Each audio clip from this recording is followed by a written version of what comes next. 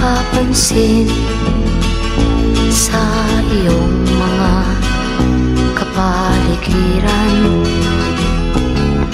Kay dumi na ng hangin, pati na ang mga ilog natin. Hindi nga masamang pagunlad at malayo-layo na rin ang ating narating. Ngunit masdan mo ang tubig sa dagat, dati kulay asul, ngayon'y naging itim.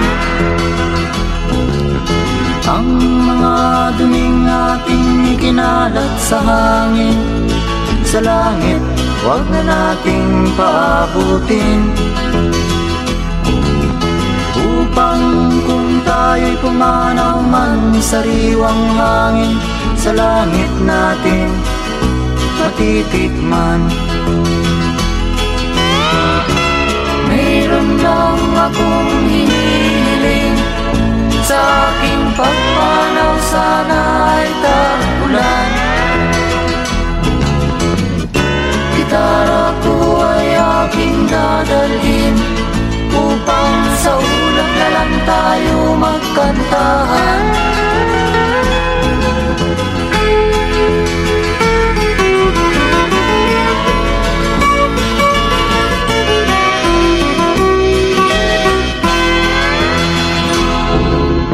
Ang mga batang ngayon lang isinilang, may hangin pa kayang matitikman?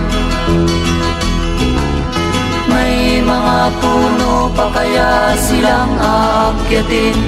May mga ilog pa kayang lalamuyan? Bakit di natin pag-isipan ang nangyayari sa ating kapaligiran? Hindi nga masamang pagunlad kung hindi nakakasira ng kalikasan. Darating ang panahon, mga ibong dala ay wala nang madadapuan.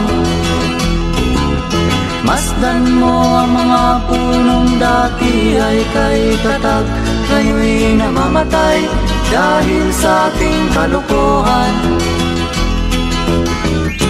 Lahat ng bagay na narito sa lupa, biyayang galing sa Diyos kahit nung ika'y wala pa.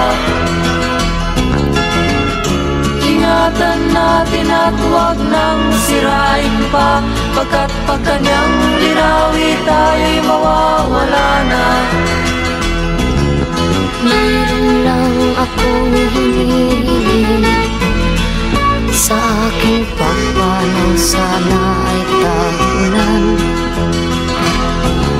Gitara ko ay aking dadalhin, upang sa ulap na lang tayo magkantahan.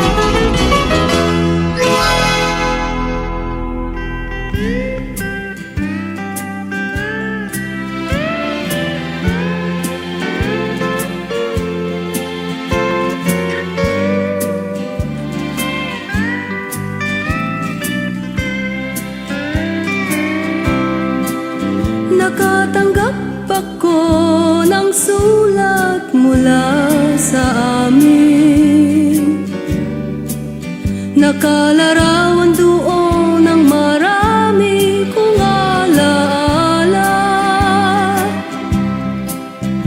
At bigla akong lumuha, dahil ako'y sabik na sa lalawigan kong minumutya.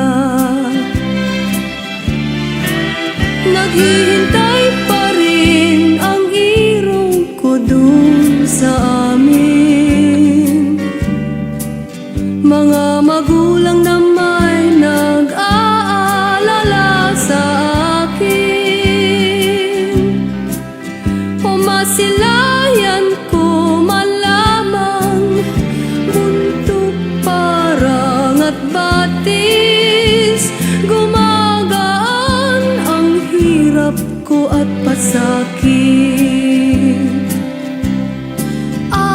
awitin ko'y makauwi na sa duyan ng aking kamusmusan. Sa piling mo,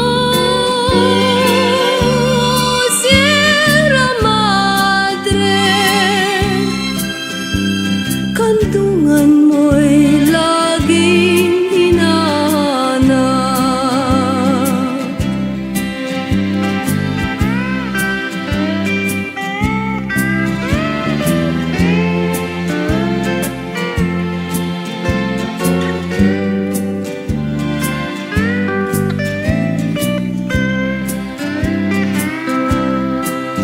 Ano kaya ang gagawin ko ngayong wala na